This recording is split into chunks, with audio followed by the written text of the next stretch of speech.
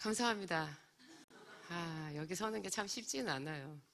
제가 몸이 안 좋아가지고 어제는 정말 힘들었는데 오늘 또 꾀병같이 제가 나왔습니다. 기쁘게 감사하게. 그리고 하나님이 항상 이렇게 딱 말씀을 주세요. 정말 신기해요. 말씀을 주셔요. 저도 항상 새로운 말씀을 받아서 여기 올라오는 거예요, 여러분. 그래서 나를 믿는 자는 성경의 이름과 같이 그 배에서 생수의 강물이 흘러나리라. 저만 마시기 아까워서 여러분들에게 오늘 쏟아놓습니다. 성령님께서 여러분 각자에게 정말 달디단 말씀, 행복한 말씀, 놀라운 말씀 각각 필요한 대로 다 들려주시리라고 생각합니다. 오늘 제목 한번 더 볼까요? 성령을 부르는 기도인데요. 앞에 글자가 하나 더 붙었어요. 사도행전에 나타난 성령을 부르는 기도. 기도는 하나님의 발명품이에요. 진짜 발명품이에요. 어떤 사람이 죽어가면서 하나님을 크게 부르는 것을 제가 어떤 영화에서 봤어요. 그 사람이 저는 정말 마음이 아프더라고요. 하나님 당신이 뭐냐고요? 살아있으면 나타나봐. 이게 뭐냐고! 그러면서 죽었어요. 그건 기도가 아니에요. 기도는 정말 하나님과 접속하는 거예요. 그것은 길이 있어요. 그 기도는 누구의 이름으로 해요? 예수 그리스도의 이름으로 하고 하나님을 알아야 기도할 수 있어요.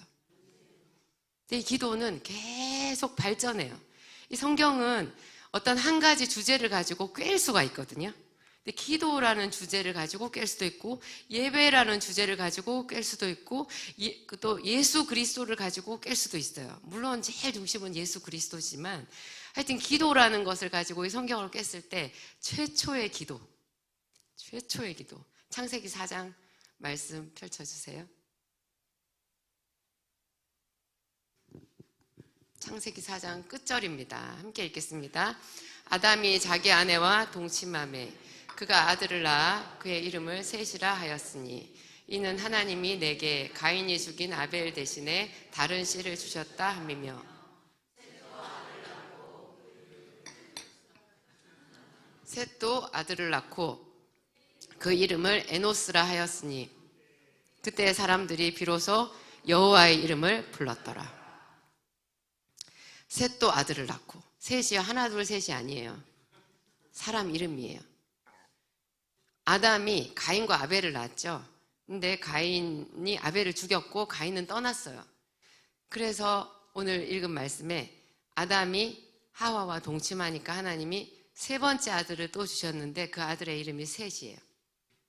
셋, 하나 둘 셋 아니에요. 그 셋이 또 아들을 낳았어요. 그러니까 에노스라는 이 아들은 아담의 손자예요. 이 에노스를 낳았을 때 이름을 에노스라고 이름을 짓고 다시 띄워주세요. 그 마지막에 그때 사람들이 비로소 여호와의 이름을 불렀더라. 여러분들 다 기도학교 들으셨죠? 기도학교 제가 최초로 시작했던 기도학교 1강에서 기도가 뭐라고 했던가요? 기도는 주의 이름을 부르는 거예요. 그러면 뭐냐? 저기에 그때 사람들이 비로소 주의 이름 여호와의 이름을 불렀더라. 이게 뭐예요? 비로소는 처음 했다라는 거죠. 저때 사람들이 처음으로 하나님의 이름을 불렀더라. 처음으로 기도를 했다는 얘기예요. 근데 저게 아담과 하와가 에덴 동산에서 쫓겨나고 얼마나 많은 시간이 지났을까요? 가인과 아벨을 키웠어요. 가인을 낳았을 때 하와가 내가 여호와로 말미암아 득남하였다 하면서 아들을 얻었다 하면서 굉장히 좋아해요. 큰아들한테 소망을 얻었던 것 같아요. 왜 좋아했을까요? 이제 곧 에덴 동산으로 돌아가리라. 그렇게 생각한 거예요. 아들을 낳으면 여자들은 그런 소망을 가져요. 자기 아들이 세상에서 제일 똑똑한 것 같죠. 하여튼 그랬어요. 그 소망은 나쁘진 않아요. 근데 그랬는데 가인 그 다음에 아벨을 낳고는 아무 말을 안 해요. 그냥 아벨을 낳았어요.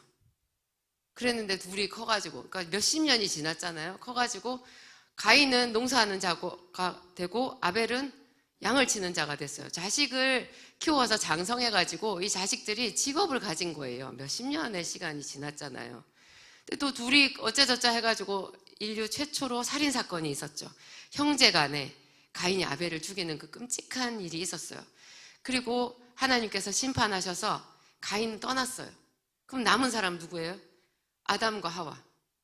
둘이서 얼마나 정말 특히 하와는 뻥 쪘겠어요. 아벨이 죽은 것도 너무 가슴 아프지만 이거는 정말 있을 수 없는 일이잖아요. 근데 둘이 동침했을 때 하나님께서 새로운 아들을 주셨거든요. 그것도 시간이, 그 아들이 또 컸어요. 요즘으로 치면 늦둥이 아들을 낳은 거잖아요. 그리고 여러분, 그거 한 가지는 제가 또 말씀드리는데요. 아담과 하와가 가인과 아벨과 셋만 낳은 거 아니에요. 자식을 엄청나게 많이 낳았어요. 그 나중에 가인이 결혼한 사람은 어디서 나왔냐 그렇게 얘기하는데, 성경은요 딱 필요한 것만 기록했어요.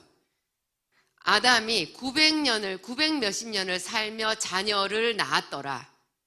900 몇십 년을 살면서 자녀를 낳으면 얼마나 많이 낳을 수 있을까요, 여러분? 하와는 모든 산자의 어미였어요. 하와를 통해서 어마어마한 자녀들이 태어난 거예요. 없는 것에서 흙으로 사람을 지으신 분이 하나님이시잖아요. 여자의 몸에서 자식을 낳게 하는 게 쉽겠어요? 흙으로 사람을 짓는 게 쉽겠어요? 흙으로 사람을 지으셨다면 여자의 몸에서 자식을 태어나게 하는 거는 껌이죠. 쉽죠. 하여튼 그랬어요. 근데 그 셋이 커서 결혼을 해서 에노스라는 아들을 낳았어요. 자식을 낳을 때 이름을 다 고민을 하잖아요. 이름을 다 생각하고 자식을 낳죠. 근데 에노스라는 이름의 뜻이 정말, 이게 정말 놀라워요. 죽을 수밖에 없는 사람이라는 뜻이에요. 누가 여러분 중에서 자기 자식을 낳으면 아들 이름을 죽을 수밖에 없는 사람, 그런 뜻으로 아들 이름을 짓겠어요? 그럴 분 계세요? 아무도 없을 거예요. 근데 왜 이 이름을 그렇게 지었을까요? 정말로 죽을 수밖에 없다라는 생각이 들었기 때문이에요. 왜 들었을까요? 벌써 아벨이 죽었잖아요. 여러분 가족 중에 누구 돌아가신 분 없으세요? 명을 다 채워서 돌아가시는 분도 그렇게 슬퍼요. 하물며 갑자기 사람이 돌아가시잖아요. 그거를 가족 중에 체험을 하잖아요. 친구가 죽었다. 스스로 목숨을 끊었다. 엄청나게 힘들어요. 그런데 그런 죽음을 이 사람들이 보기 시작한 거예요. 아벨이 죽었죠? 그리고 가인이 가가지고 잘 살았을까요? 가인이 어떻게 살았는지 그걸 보면요, 가인의 자손들은 다 살인자들이에요. 가인의 자손 중에 그 유명한 사람 있잖아요. 그죠? 이름이 뭐였더라? 그 사람이 가인을 죽인 자가 벌을 7배를 받으면 자기는 뭐 77배를 받을 거라고 그런 얘기를 하지 않나요? 그러니까 사람을 죽이는 일들이 막 생긴 거예요. 그러니까 죽음을 보는 거죠. 죽으니까 정말 하나님께서 하와에게, 아담에게 선악과를 먹지 말라. 저것을 먹는 날에는 너희가 반드시 죽으리라 했는데, 먹었는데 죽었어요? 안 죽었어요? 안 죽었어요. 그들이 본 것, 그들이 그러니까 제대로 못 본 거죠. 사실은 죽을 수밖에 없는 사람으로 바뀐 거였어요. 그래서 수치가 몰려왔고 하나님과 단절되어서 에덴 동산에서 쫓겨나서 그때로부터는 제사를 지내지 않으면 하나님의 음성을 들을 수 없게 됐거든요. 그러니까 사실 죽음이에요, 그게. 그랬는데 체감을 못한 거죠. 그거를 확 체감하는 일이 아벨의 죽음부터 시작이 된 거예요. 그래서 이제 셋이 에노스를 낳았을 때쯤에, 사실 손자를 낳으면 얼마나 이뻐요. 여러분 손자 이쁘죠? 여기 손자 있으신 분들 많죠? 그런데 그 손자가 태어났는데 손자의 이름을 뭐라고 지었다고요? 죽을 수밖에 없는 사람. 죽을 수밖에 없는 사람이라는 그 뜻이요, 정말로 이제 하나님밖에 없구나. 그들이 에노스의 이름을 지으면서 그때 처음으로 비로소 사람들이 자기의 슬픈 운명, 기가 막힌 운명을 생각하고 하나님의 이름을 부른 거예요. 그러니까 우리가 주의 이름을 부르는 게 기도다, 이렇게 하면 그 이름을 어떤 마음으로 불러야 된다고요? 정말 낮은 마음으로, 하나님만 바라보고 오롯이 그분의 이름을 인정하는 그 마음으로 주의 이름을 불렀을 때 그것이 하나님께 상달되는 기도가 된다는 뜻이에요. 최초의 기도는 에노스로부터 시작이 됐어요. 에노스를 낳았을 때 그 시대의 사람들이 주여 하고 부른 거예요. 주여. 하나님이 이 기도 소리를 그렇게 기다리셨던 것 같아요. 그래서 성경에 다소 감격적으로 기록을 해놓으신 거예요. 그때 사람들이 비로소 여호와의 이름을 불렀더라. 여러분은 언제 비로소 주의 이름을 부르셨나요? 아직까지 주의 이름을 안 부르신 분들도 있을 수도 있어요. 여기 남들 따라서 와가지고 정말로 내가 죽을 수밖에 없구나, 내 인생 아무것도 아니구나, 정말 나 껍데기뿐이구나, 이런 마음으로 주의 이름을 부른 사람, 그분이 기도자로 첫 문을 연 거예요. 기도는 항상 그렇게 하는 거예요. 주여 하는 거죠. 그래서 그 기도의 역사가 시작이 됐어요. 굵직굵직하게 기도하는 사람들, 제가 그래서 이 앞번에 제가 여리고 기도회 월요일 날 첫 강의하면서 기도의 조상이 누구라고 제가 했던가요? 야곱. 야곱이 운명을 바꾸는 기도를 했는데요. 운명을 바꾸는 바로 그 기도, 극적인 기도. 여러분 그 기도하려고 여기 지금 계신 거죠? 기도 뭐 아름답게 소녀의 기도, 뭐 낭만적인 기도 이런 거 하려고 여기 오신 거 아니죠? 어떤 분은 꼭 촛불을 켜놓고 기도를 하신대요.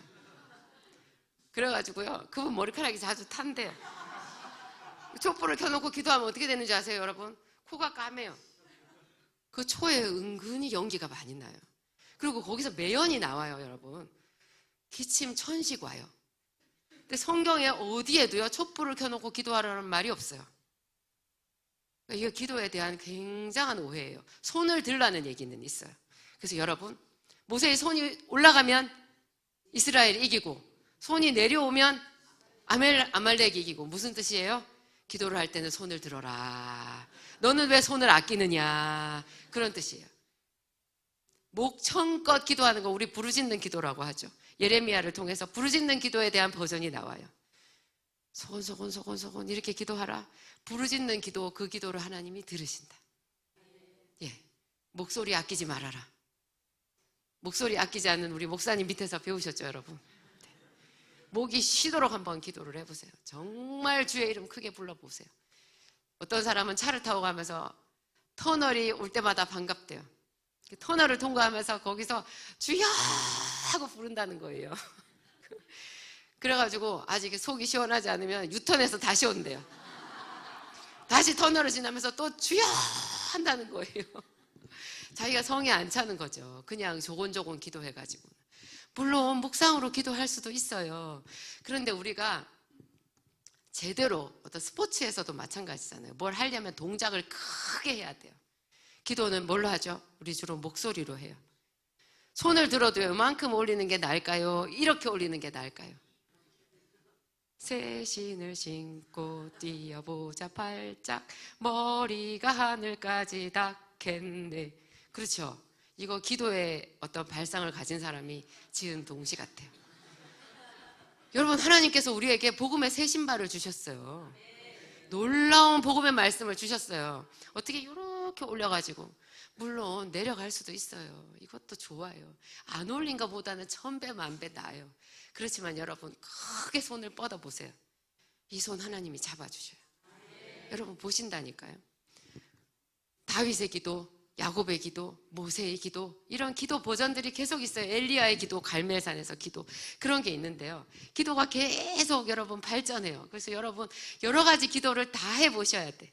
전부 다 해보세요. 다 따라 해보세요. 시편에 그 많은 시편, 여러분 그거 다 여러분들 기도하라고 하나님께서 주신 오픈북이에요. 네, 안 보고 기도하려고 하지 마시고요. 보고 하세요. 큰 소리 내서 따라만 해도요, 그게 그대로 기도가 돼요. 똑같은 기도 수백 번 반복하셔도 돼요. 그게 기도예요.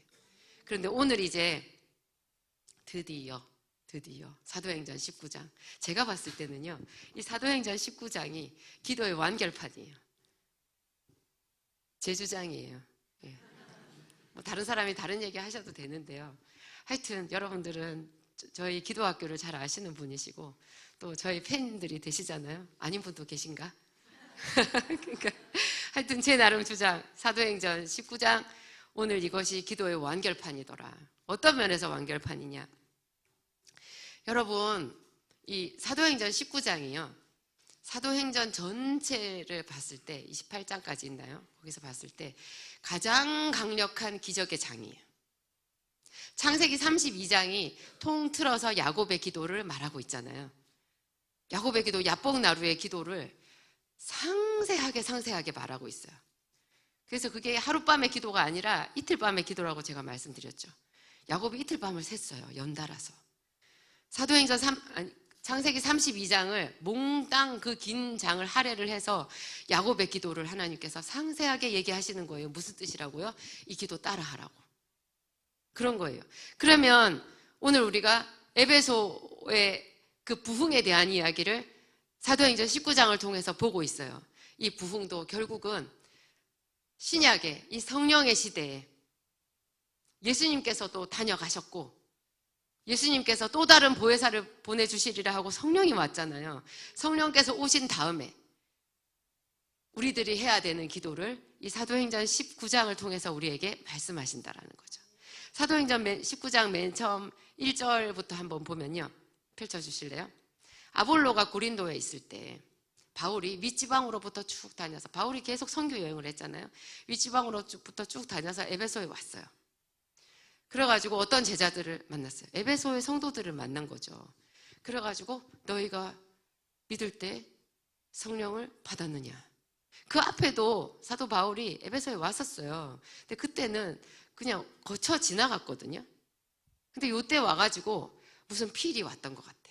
그래서 갑자기 성령을 얘기를 해요. 너희가 믿을 때 성령을 받았느냐. 그랬더니 아니라 우리는 성령이 계심도 듣지 못하였노라. 이 에베소 교회의 어떤 리얼한 현 상태가 딱 드러난 거죠. 성령이 계심을 모르다니요. 세상에. 성령이 계심을 모르다니요. 요즘에도요. 성령이 다 우리 안에 있는데 왜 성령님 오시옵소서 하느냐 그런 이상한 말을 하는 사람들이 있어요. 그분들은 솔직해지셔야 돼요. 자기의 어떤 부분이 사도행전적인 성도의 모양인가요? 현재? 아무 능력도 없어요. 우리들이 섬기는 교회, 사도행전적인 교회가 아니에요. 그런데 어떻게 성령님 오시옵소서조차도 안 하고 자기 안에 계신 말씀도 안 하시는 성령을 가지고 성령이 계시다라고 완성되었다라고 그런 말을 할 수가 있겠어요? 성령은 뜨겁게 부르짖어야 되고요. 그분은 인격이에요. 부르짖어야 돼요. 그리고 성령께서 어떻게 내 안에 오시는지 공부해야 돼요. 그 공부 교재가 다 있어요. 성경에. 그래서 우리가 지금 나 왜 이렇게 흥분하나? 흥분하면 안 되는데 위장이 멈추는데 하나님이 즐겁게 하라고 하셨어요. 다시 하겠습니다. 예, 그래서 사도 바울이 물었던 거예요. 성령이 계심도 알지 못한. 그랬더니 그러면 예수님께서 주신 세례 그것도 잘 모르는 거예요. 그래서 사도 바울이 그러면 너희가 무슨 세례를 받았느냐? 요한의 세례다 하니까 예수 그리스도에 대한 복음부터 다시 증언을 하는 거예요. 바울이 이르되 요한이 회개의 세례를 베풀어 내 뒤에 오시는 이를 믿으라고 했는데 그가 곧 예수라. 세상에 에베소는요 예수의 이름도 잘 몰랐던 거예요. 그렇게 하고 예수의 이름을 증거한 다음에 그들에게 안수했어요.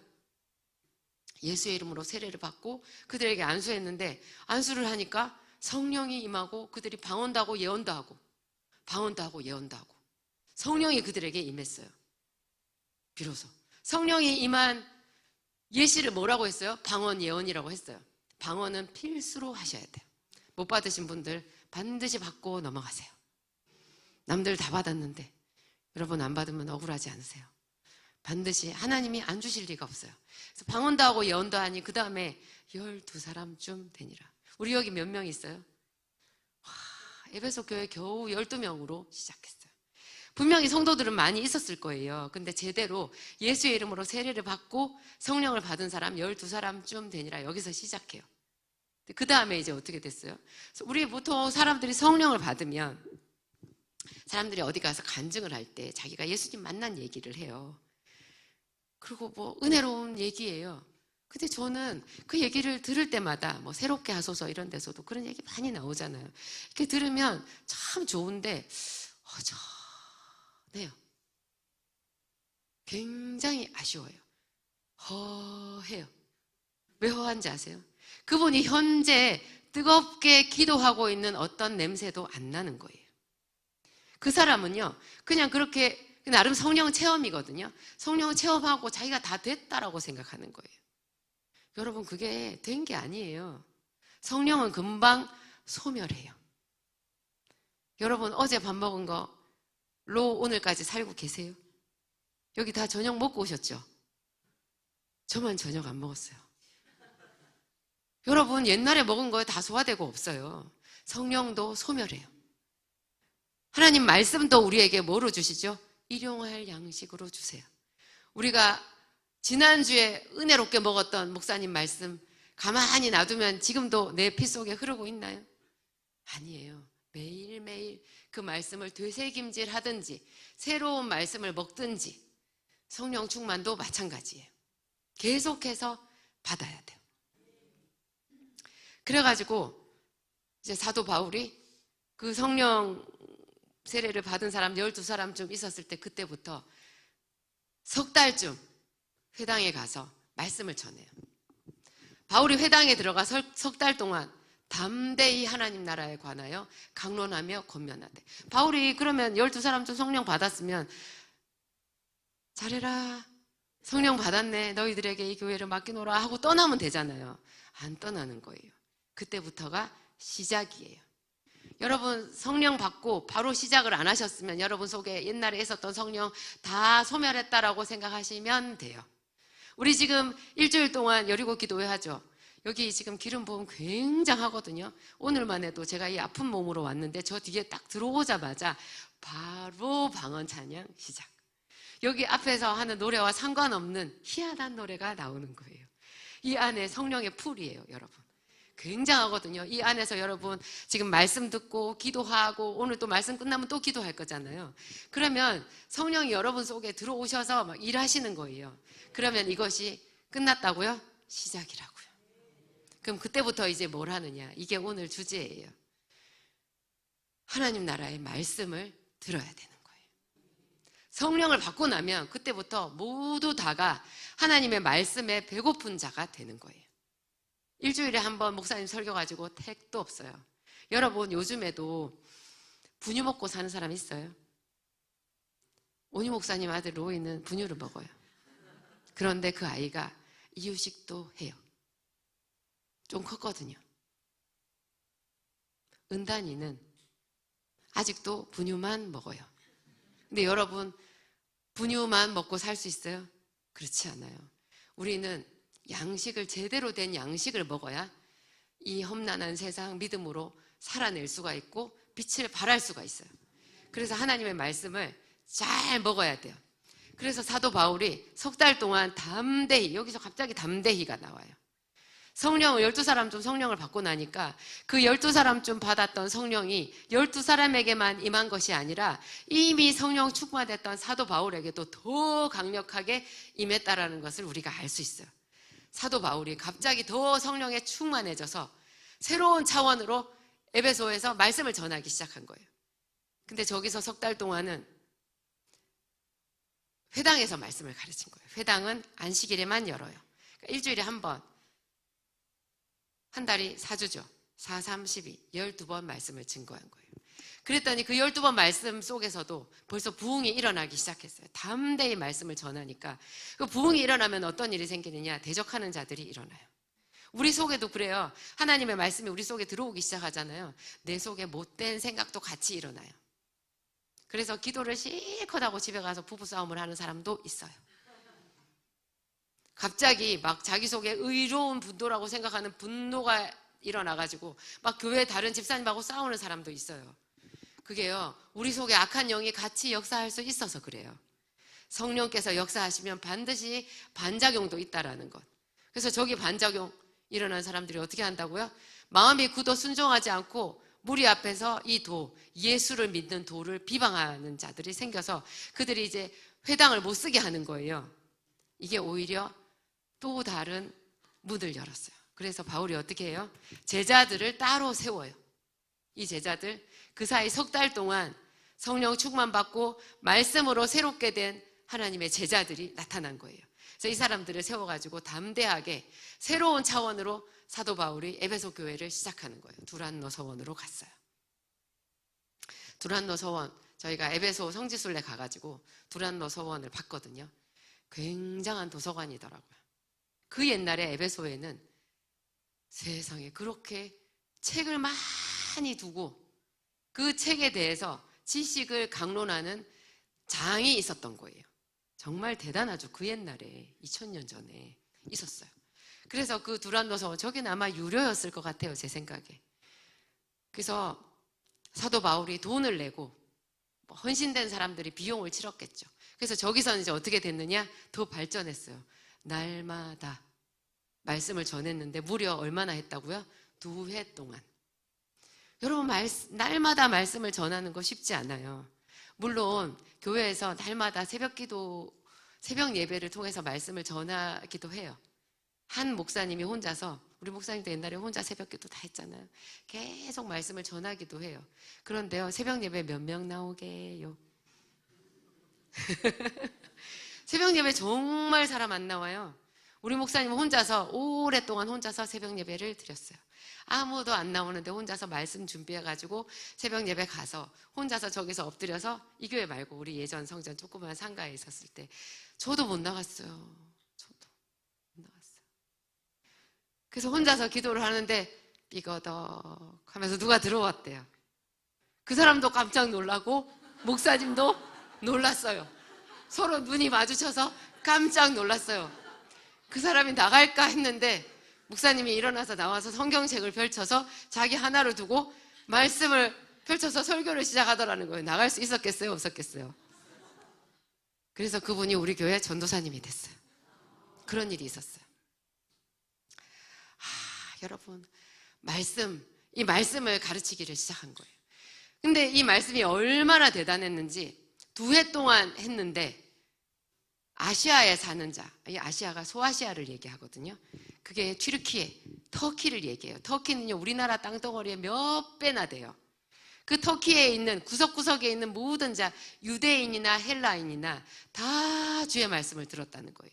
엄청나게 많은 사람들이. 그 옛날에는 교통수단도 좋지 않아요. 통신도 발달되지 않아요. 기도학교가 은혜롭다는 소문이 나면 사람들이 막 링크를 걸어서 다른 집사님들 막 보내가지고, 그래가지고 조회수가 막 올라가잖아요. 집에서 볼 수도 있어요. 그런데 저 때는 어떻게 해야 된다고요?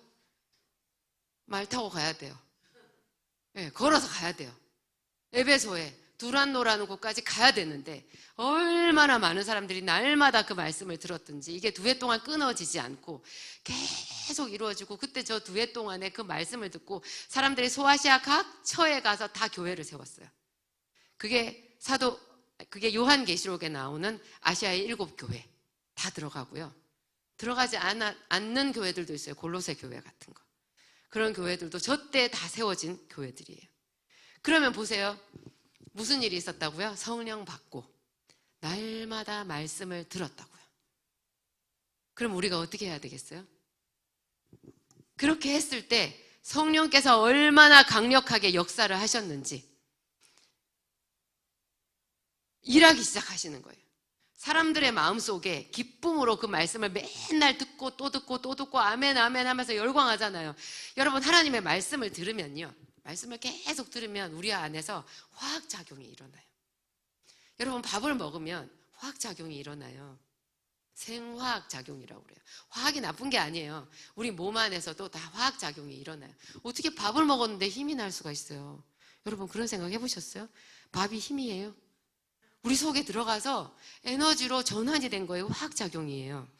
그런데 하나님의 말씀을 들어도요, 이게 영적인 화학작용이 일어나요. 말씀을 제대로 듣잖아요. 정말 하나님을 사랑하는 마음이 우리 속에 막 일어나요. 깨닫는 마음이 우리 속에서 일어나요. 그러면서 뭐냐? 기도하고 싶은 뜨거운 욕구가 속에서 솟아나와요. 말씀을 들었는데 다리를 꼬고 앉아서 끝까지 앉아서 잘 듣고 졸다가 자다가 그러다가 나갔더라. 그러면 그 사람의 귀에 들어간 말씀은 이쪽 귀로 들어갔다가 이쪽 귀로 다 나간 거예요. 아무런 반응이 없었던 거예요. 밥을 먹어도요, 그냥 대소변으로 다 나가버리고 하나도 힘이 안 되는 사람도 있어요. 병원에 입원해야 되겠죠. 그런 사람은. 뭐, 그냥 주사바늘 꽂고 누워있는 식물인간 같이 되지 않겠어요? 그런데 영적으로는 그런 사람들도 많이 있어요. 근데 우리가 제대로 하나님의 말씀을 들으면 화학작용이 일어나는데요. 그 화학작용을 누가 일으키시느냐? 성령께서 일으키시는 거예요. 성령께서 우리가 말씀을 막 듣고 그 말씀에 아멘 아멘 하고 그 말씀이 갈급해서 몰려들고 또 듣고 또 듣고 이렇게 하잖아요. 그러면 하나님의 신은 수면 위에 운행하시죠. 온 세상을 두루 운행하시죠. 그 하나님의 신 성령께서요, 그렇게 말씀을 듣는 자에게 확 들어가시는 거예요. 오지 말라 해도 들어와요. 그런 집에는요, 그 말씀을 막 읽고 자식들과 함께 그 말씀으로 대화하고 식탁 여러분 집에 밥상을 좀 차리세요. 제발. 밥상을 차려야 부모 자식 간에 대화를 좀 하죠. 대화만 하면 싸운다고요? 안 그래요. 여러분 따뜻한 밥상을 차려서 햇반도 괜찮아요. 네, 여러분 그 뭐 밀키트 이런 것도 괜찮아요. 제발 밥을 좀 한 상에서 먹어보세요. 그러면서 그런 상에서 교회에서 은혜 받은 얘기를 하세요. 엄마가 잘못했더라 니네한테 이런 얘기도 해보세요. 그러면서 하나님의 말씀이 들리잖아요. 그 집에 식탁에서부터 하나님의 말씀이 들리잖아요. 성령께서 그 집에 찾아가시는 거예요. 모든 대화에 말없이 듣는 이가 누구시라고요? 성령이시라고요. 성령께서 말씀이 선포되는 그 집에 찾아오시는 거예요. 와, 성령께서 오시면 어떻게 돼요? 하나님의 말씀이 선포되면 그 하나님의 말씀이 하나님의 법이에요. 하나님의 법이 선포되면 대한민국의 법이 적용되고 대한민국의 법이 헌법부터 해서 법률부터 해서 예규 뭐 이런 거 다 고시 이런 거 다 선포되면 거기가 대한민국이죠. 하나님 나라의 법이 선포되면 거기가 하나님 나라예요. 하나님 나라에 성령이 안 계시겠어요? 그냥 성령이 오시는 거죠. 이 에베소의 두란노 서원을 통해서 온 에베소가 하나님 나라가 돼버린 거예요. 그냥 거기 있었던 멀쩡한 사람들까지도요, 다 그냥 하나님의 법에 노출이 돼버렸어요. 그 마음이 그냥 다 변화가 돼버린 거예요. 그랬더니 가만히 있던 사람들이 와서 자복했대요. 자기가 했던 일이 좋은 일이었을까요? 나쁜 일이었을까요? 뭘 자복했을까요? 나쁜 일을 자복을 한 거죠. 잘못했다고. 내가 잘못했으니까. 그래서 거기서 막 자복을 하고 하나님의 나라가 거기 임하니까요. 우리가 기적이 나타나는 게 목사님이 안수하고 온 성도가 기도해서 한 사람의 병이 나아도 그거 대단한 거 아니에요? 그런데 여기는 어떤 기적이 있었어요? 세상에 바울이 자비량하면서도 여기서 말씀을 전했던 것 같아요. 그러니까 바울의 앞치마가 나오죠. 손수건이 나오죠. 땀 닦는 손수건, 앞치마 이런 게 일을 하면서 매일같이 하나님의 말씀을 전한 자비량하면서 말씀을 전했는데 그 말씀이 이 대한민국의 몇 배나 되는 온 소아시아에 다 퍼졌더라. 이런 엄청난 주의 종이 오늘날에도 나올 줄 확신합니다. 저도 자비량이에요. 여러분 제가 이 기도 강단에 섰는데요. 사례비를 안 받아요. 경제적이죠. 네. 참 이런 강사는 좀 많이 불러야 돼요. 네. 저는 제가 헌금을 훨씬 많이 해요. 어디 저를 강사로 불러주는데 제가 잘 못 가지만 어쩌다가 가잖아요. 제가 거기서 훨씬 헌금을 더 많이 하고 올 때도 있었습니다. 네, 있었습니다. 바울한테 배운 거예요. 다니엘한테 배운 거예요. 바울은 세상에 자비량하면서 얼마나 그런 영감 있는 말씀을 선포를 했어요. 진짜 대단하죠. 근데 바울이 일할 때 썼던 그 앞치마, 손수건을 갖다가 올려만 놨대요. 기도도 안 했대요. 그랬는데 뭔 일이 일어났다고요? 귀신이 떠나가고 병든 자가 나와버렸어요. 그러니까 하나님의 성령의 역사는 이렇게 우리의 상상을 초월하는 거예요. 그 상상을 초월하는 역사가 왜 사도행전 안에만 있겠어요? 이걸 왜 기록을 해놓으셨다고요? 너희에게도 내가 그렇게 해주마. 그래서 제가 뭘 만들었게요? 짜잔. 이게 나왔습니다. 아니 사실 성경 한 권이면 돼요. 저는 성경으로 살았거든요. 근데 제가 성경을 가지고 어떻게 하면 이 성경을 내 걸로 만들까? 제가 정말 고민을 많이 했어요. 제가 전교 1등 하기 위해서 애를 썼던 이상으로, 서울대 가기 위해서, 비록 실패했지만 서울대 가기 위해서 애를 썼던 그 이상으로, 약사 면허를 따기 위해서 애를 썼던 그 이상으로 제가 이 성경 말씀을 내 것으로 하기 위해서 항상 노력했어요. 고민했어요. 생각했어요. 그래가지고 제가 단어장을 만들었다 했잖아요. 이런 사이즈로 수도 없이 만들었어요. 그거를 항상 가지고 다녔어요. 앉기만 해도 서기만 해도 잠깐만 시간이 나도 그거를 펼쳐서 읽었어요. 그래가지고 제 기도가 여기까지 올 수 있었던 거예요. 하나님께서 저를 불쌍히 여겨주셔가지고 환상도 못 보고 음성도 못 듣고 정말 발바닥인 저를 여기까지 이렇게 많은 사람들 앞에서 하나님의 말씀을 전하는 자로 세워주셨잖아요. 근데 제가 이렇게 해서 제가 여러분들한테 이렇게 해보세요. 이렇게 하면 정말 좋아요. 진짜로 좋아요. 여러분 부자가 될 수 있어요. 이렇게 말을 했는데 이렇게 하시는 분이 정말 희귀한 거예요. 그래서 왜 안 하실까 이렇게 생각하는데 그렇게 생각하다가 제가 이 아이디어가 떠올랐어요. 만들어드리자. 만들어드리자. 왜 내가 이 생각을 진작 못했나. 또 두란노 출판사 부장님이 또 저를 굉장히 좋아해 주셔가지고 여러분 두란노 출판사에서요 아무나 책 안 만들어줘요. 근데 제 책은 얼마나 감사하게도 만들어주신 거예요. 이런 희한한 책을. 이제까지 암송 카드는 있었어도 암송 노트는 없었어요. 이 노트에 또 독특한 점이 뭐냐면 성경 순서대로 돼 있어요. 여러분 그냥 보통 말씀 카드는 그냥 막 섞여 있잖아요. 그래서 이거는 책으로 돼 있는데 3권으로 나눠져 있거든요. 마태복음부터 요한계시록까지 1권이고요. 또 2권도 구약성 2권하고 3권도 구약성경을 나눠가지고 순서대로 되어 있어요. 그래서 여러분 묵상하기가 굉장히 좋아요. 맥락이 있잖아요. 그리고 굉장히 어려운 성경 로마서, 고린도전서, 후서, 서신서 얼마나 어려워요? 그 당시 성도들은 진짜 수준이 높았던 것 같아요. 그게 평신도들한테 보낸 편지예요, 여러분. 근데 우리는 그 편지 읽을 수 있어요? 뭔 말인지 알아들어요? 못 알아들어요. 왜 그러냐? 많이 안 읽기 때문에 그래요. 그런데 이걸 여기에 있는 요절로 뽑아놓은 말씀을 로마서 편을 예를 들어서 보잖아요. 그거를 10번도 20번도 넘게 반복해서 읽고 또 읽고 또 읽으세요. 그러면 나중에 그 구절이 익숙해지잖아요. 익숙해진 다음에 로마서를 보는 거예요. 그러면 이게 징검다리 효과가 있어요. 징검다리는 어떤 다리예요? 중간중간에 물이 흘러요. 그냥 하나씩 돌이 놓여 있는데 그 다리 건너갈 수 있어요, 없어요? 건너가요. 이게 아는 구절이 하나씩 나오는데 놀랍게 이게 쫙 연결해서 머리로 이해가 돼요. 제가 그렇게 로마서를 공부했어요. 제가 그렇게 고린도 전후서를 공부했어요. 와, 신기하다. 이거 말이 그냥 알아지네. 무슨 말인지 알겠는 거예요. 그러면 무슨 일이 생긴다고요? 여러분 집에 하늘나라가 임한다고요. 그런 식으로 여러분 낮 시간에 이 책을 이용을 해서, 아니면 여러분들 스스로 하셔도 돼요. 나는 이 책 안 살래. 그런 분들은 스스로 하시면 돼요. 제가 했던 것처럼 하셔가지고 그거를 낮에 계속 보세요. 보고 수시로 보고 길 가다가도 보고 마음이 되게 슬프고 무너지는 날도 저는 이거를 봤어요. 눈물이 앞을 가리는 날도 이거를 펼쳐봤어요. 그날 제가 성령의 음성을 들었잖아요. 야, 굉장해요, 여러분. 성경책은 이런 것을 통해 가지고 우리가 통째로 읽는 요령을 터득하는 거예요. 뭐 이것만 보라 그러면 이단일 수도 있죠. 그게 아니에요. 이거를 통해서 성경을 통으로 읽는 놀라운 통찰력이 우리 눈에 들어오는 거예요. 그리고 뭐라고요? 이거를 통해서 성령께서 역사하신다고요.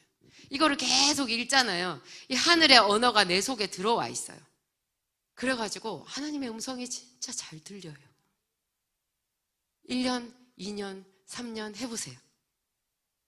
그래서 세상에 에베소에 이런 엄청난 일이 있었잖아요. 저는 다른데 뭐 예를 들면 야곱이 야복강가에서 했던 기도 그런 거를 보면 사람들이 그냥 그 기도 장면 씨름하는 그 장면만 생각할 수 있어요. 그런데 창세기 32장을 자세히 보면요, 그 앞부분에 그 하루 전날 야곱이 자기 떼를 2떼로 나누고 한 에서가 와서 한 대를 치면 한 대는 피하리라 이렇게 말하면서 그날 밤에 했던 기도가 쭉 나와 있잖아요. 거기 보면 절절히 하나님의 약속의 말씀이에요. 그러니까 그 구약의 야곱도요, 하나님께서 베델에서 자기에게 약속하셨던 약속의 말씀을 가지고 기도했다라는 것을 우리가 알 수 있어요.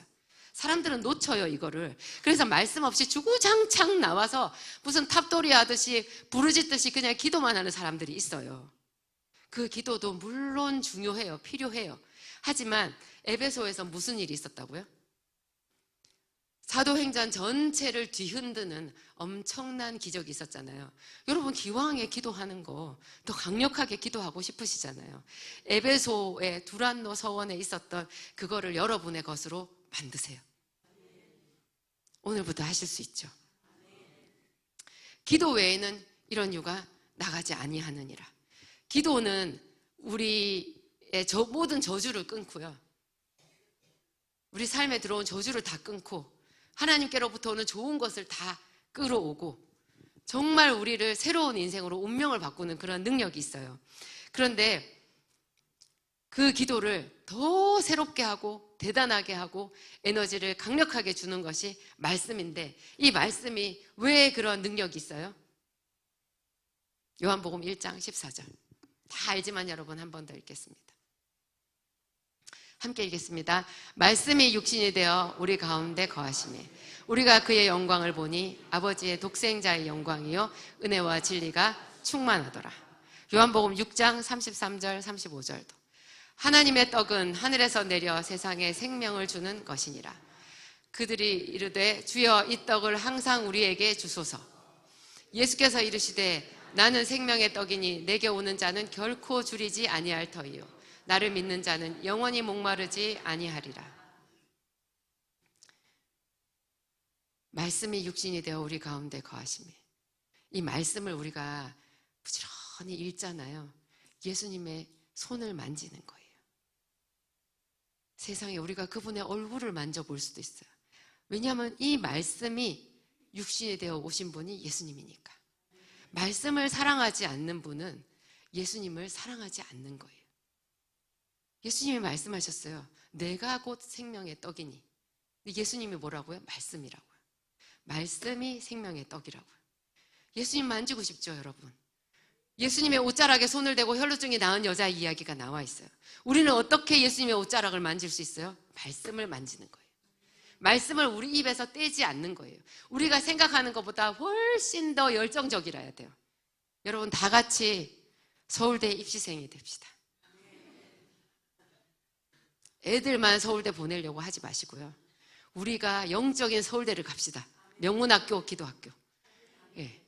열정적이라야 돼요. 애들한테 공부시키지 마시고요, 여러분이 그냥 직접 하셔요. 그러면 애들 다 따라하게 되어 있어요. 그리고 성경을 이렇게 읽다 보면요, 희한한 일이 생기는데요, 사람이 그냥 엄청 지혜로워져요. 자기가 앞으로 어떻게 해야 되는지 뭘 해야 되는지 그냥 쫙 보이는 역사가 있습니다. 기도하겠습니다. 하나님 감사합니다. 에베소의 놀라운 부흥의 현장에 오늘 우리가 갔다 왔습니다. 사도 바울은 어떤 마음이었을까요?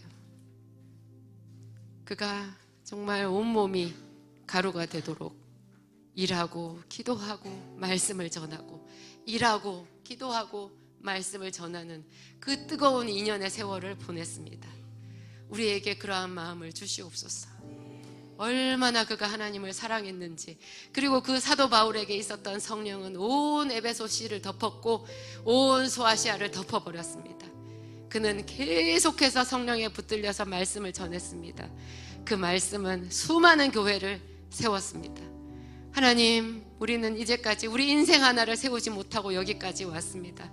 발버둥 치며 여기까지 왔습니다. 하나님께서 오늘 우리의 인생을 세우는 방법, 우리의 가정을 세우는 방법, 우리의 자녀들을 세우고 남편을 세우고 아내를 세우고 교회를 세우는 정말 아름다운 이 방법을 우리에게 가르쳐 주셨습니다. 하나님, 우리에게 오늘 성령을 부어주시고 기도를 통하여 이 말씀을 어떻게 묵상하고 어떻게 암송할지 구체적으로 보여주시옵소서. 우리가 우리 온 몸과 영과 혼을 다하여 하나님 앞에 나아가며 하나님의 사람으로 살겠습니다. 주여 도와주시옵소서. 예수님 이름으로 기도합니다.